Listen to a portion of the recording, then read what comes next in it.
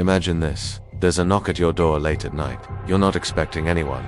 You look through the peephole and see two children standing on your porch. You open the door a crack, confused. They ask to come in, to use your phone, to get a drink of water. But something feels wrong, deeply wrong. Then you look into their eyes and you see it. They're completely black. No whites, no pupils. Just two pools of pure, endless darkness. What do you do? This isn't just a story. For nearly 30 years, people across North America and the UK have reported encounters with these exact children. The legend as we know it began in 1996, in Abilene, Texas. A journalist named Brian Bethel was sitting in his car outside a movie theater when two boys approached him. They were young, maybe 10 or 12, with pale skin and wearing outdated clothes. In flat, emotionless voices, they asked for a ride home. Bethel felt a sudden, inexplicable wave of terror wash over him. It was a primal fear, a gut instinct screaming that he was in danger. He reached for his wallet to give them some money instead, but then he looked at their faces, their eyes pure black. He slammed his car into reverse and sped away, heart pounding. That night, the legend of the black-eyed children was born.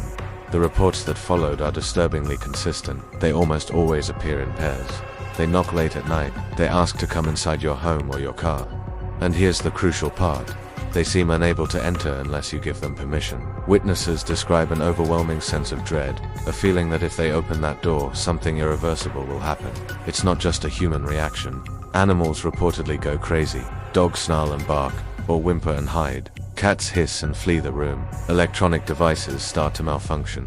Phone batteries suddenly drain. Radios fill with static, and lights flicker. And if you don't open the door, they don't break it down. They don't scream or shout. They just leave, but not before staring at you, their unblinking, black eyes drilling into your soul. Over the years, the encounters have spread. They're not just happening at isolated houses anymore. People report them in suburban neighborhoods, rural farmhouses, and even busy apartment complexes. One person was approached at a gas station. The stories keep appearing online, in forums, on social media, shared as personal testimonies. The details are always the same.